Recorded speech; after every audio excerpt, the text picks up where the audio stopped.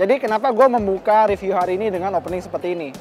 Karena si Kia Rio ini adalah satu-satunya hatchback atau subcompact hatchback di Indonesia. Dia satu-satunya punya sunroof sebagai standar. Dan mobil ini harganya mulai 250 jutaan lebih dikit. Jadi kalian nggak perlu beli mobilnya 300 jutaan lebih atau 400 jutaan lebih buat dapat sunroof. Sekarang udah ada di rentang 250 jutaan dan ini dari Kia.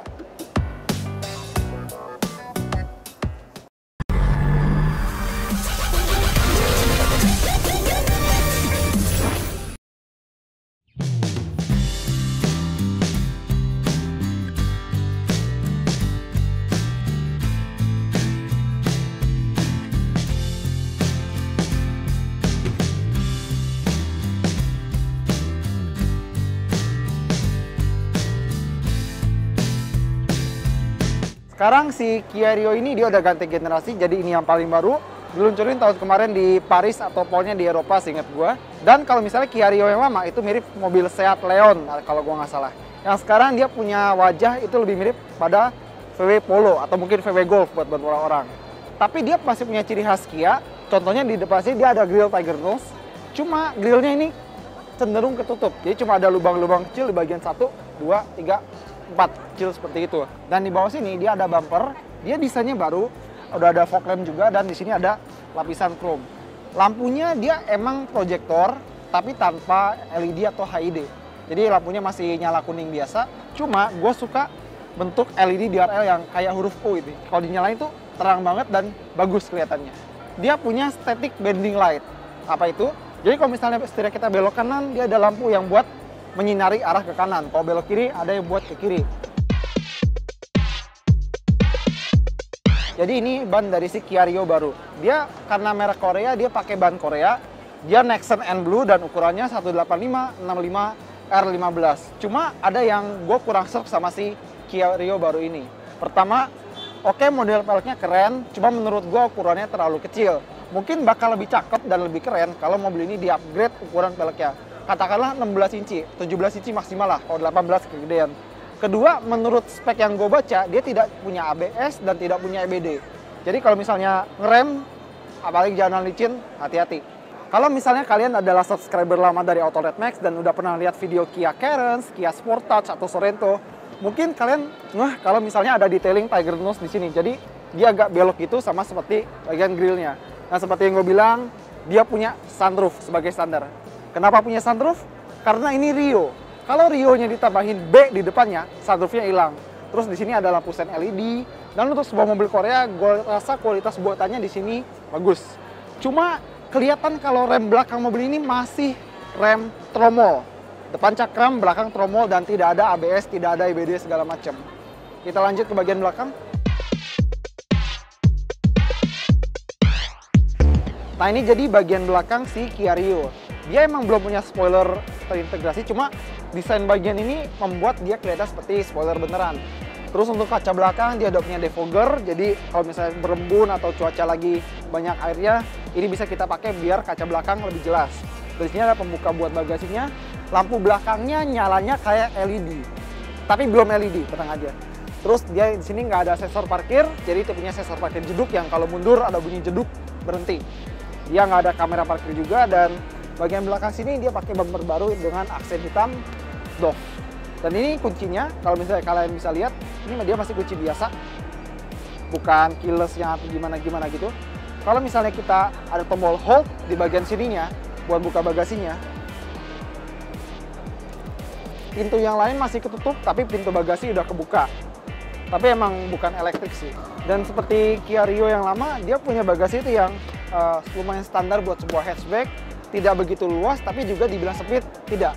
Ini lumayan buat kebutuhan sehari-hari dan ini bisa kita lepas kalau kita mau. Tapi kalau kita butuh ruang yang lebih luas, kita bisa lipat bangku belakangnya, dia terpisah 60-40 seperti ini.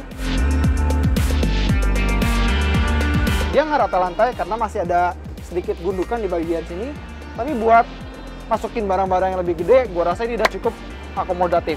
Dan kita lihat apa yang dibalik lantai bagasinya. Oh, jadi dia ada ban serep, ukurannya full size, jadi sama kayak 4 ban lain. Bannya juga sama, Jadi gue rasa kalau misalnya ban yang luar bocor, bisa pakai ban serep ini terus-terusan. Karena ini dia mesin dari si Kia Rio ini. Tadinya waktu mobil ini diluncurin dan gue lihat mesinnya masih 1400 cc, gue pikir, mesin lama, nggak ada yang baru, nggak ada turbo segala macam. Tapi rupanya gue salah, ternyata dia ini mesin baru. Mungkin emang nggak turbo, masih 1400 cc juga. Bedanya sekarang dia udah dual CVT, jadi kayak dual VVT-i-nya versi Kia. Tenaganya dia 100 PS dan torsinya 133,3 Nm. Dan di sini kita bisa lihat dia udah pakai engine mounting dari bahan hidrolik dan akinya dia punya cover yang bagus. Cuma sayang gua tidak melihat ada peredam kap mesin di bagian sini. Cuma ada 2 poin yang bagus dari sini. Pertama, pengecatannya tuh bener-bener rapi sampai ke dalam kap mesinnya. Dan kedua, buat sebuah hatchback ini kap mesin yang berat. Interior si Rio baru ini juga berubah sama seperti eksteriornya. Kelihatan lebih dewasa, cuma bagian yang paling gue suka adalah setirnya. Jadi dia ini punya setir yang desainnya mirip sama sedan besar Kia Optima. Dan kalau misalnya kalian mau ngatur-ngatur, dia bisa teleskopik dan jelas bisa tilt. Terus seperti mobil-mobil masa kini, headlampnya udah otomatis. Jadi tinggal taruh di auto, ntar lampunya nyala sendiri kalau gelap. Meskipun wipernya belum ada auto seperti lampu depannya. Terus kalau kita lihat di bagian spion tengahnya, dia ini belum elektrokromatik. Jadi kalau misalnya ada yang nembak lampunya dari belakang, kita harus pakai tombol di sini. Terus kalau soal joknya, gue rasa joknya lumayan sportif, meskipun bahannya emang belum kulit, bahannya masih biasa dan motifnya ada detailing yang unik karena dia ada motif heksagonal atau motif segi 6 di bagian punggung joknya. Dan untuk duduk, ini bagian sandaran sampingnya masih lumayan sportif, masih enak. Terus kalau misalnya untuk tingginya, kita bisa setel ini jadi rendah banget atau tinggi banget. Jadi selain bisa nyetel tinggi rendahnya, dia bisa sliding dan reclining. Cuma gue rada sedikit kecewa karena ada beberapa penyesuaian yang bikin mobil ini jadi kelihatan lebih sederhana daripada dia yang seharusnya. Pertama, untuk materialnya dia masih menggunakan plastik yang biasa, meskipun kalau gue boleh jujur, kualitasnya lumayan bagus buat hatchback sekelas ini. Kedua, gue kurang suka kenapa Kia harus ngasih kita head unit yang tampilannya itu rada 90-an. Ini tahun 2017. Tolong kasih head unit tahun 2017 juga.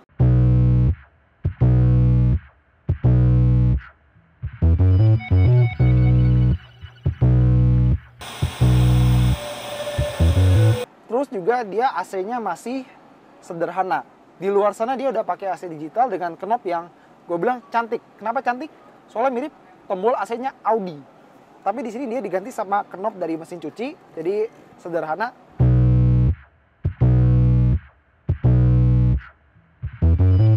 Untungnya feeling plasmanya itu kerasa mahal. Jadi kalau misalnya knob AC yang murah kan, kalau di main tuh cetek. Nah ini seret gitu. Berasa agak solid gitu. Cuma di dekat storage ini lagi-lagi gue menemukan slot tombol kosong yang membuat mobil ini kelihatan lebih kosongan. Nah terus ini dia tipe yang manual, jadi dia ada 6 percepatan, 6 buat maju, 1 buat mundur. Dan kalau buat mundur kita harus tarik ininya dulu, terus dorong ke depan. Kayak gitu. Kalau di setirnya dia nggak gitu banyak tombol, yang ada kita cuma di sini tombol buat ngatur audio, steering switch control buat audio, sama di bagian kanan ini ada tombol buat MID, cuma trip sama reset. Udah gitu doang. Terus kalau kita lihat di sebelah kanan driver, dia ada banyak tombol. Nggak banyak sih, cuma seadanya. Dia punya tombol, dia buat ngatur gelap terangnya panel instrumen. Terus dia punya buat ngatur ketinggian sorot lampu depan. Kayak mobil-mobil Suzuki kayak Karimun Wagon R, something like that. Terus di bagian pintu dia ada tombol buat ngatur spion, entah itu pelipet atau ngatur arah cerningnya. Power window segala macam udah ada, dan kantong pintunya termasuk salah satu yang paling praktis. Terus di bagian depan sini dia cuma punya 2 airbag, jadi 1 penumpang, 1 driver. Jadi lumayan rata-rata ya seperti pemain lain di kelas ini. Cuma kenapa dia belum punya ABS, itu yang rada gue sayangkan. Terus kalau misalnya kita lihat ke bagian atas, di sini dia punya lampu yang kalau nyala dia masih kuning. Oke, karena hatchback lain kayak juga masih seperti ini, dan ada tempat buat naruh kacamata. Nah, yang jadi highlight di sini adalah tombol buat buka sunroofnya. Oke, jadi seperti itu, kita tutup lagi. Dan seperti yang kalian lihat, yang elektrik itu cuma bagian kacanya, karena kalau penutupnya itu masih manual. Tapi nggak apa-apa lah, gue udah cukup seneng mobil ini punya sunroof, karena Ini salah satu feature yang nggak ada di mobil lain. Terus kalau misalnya kita lihat ke bagian rem tangan, di dekatnya dia ada 2 cup holder, sama kotak di sini buat nyimpen barang, ini lumayan praktis. Kita lanjut ke bagian glove box. Dia nggak dilapis biru-biru, jadi masih rada basic. Fine, jadi kita lanjutkan aja ke baris bagian belakang.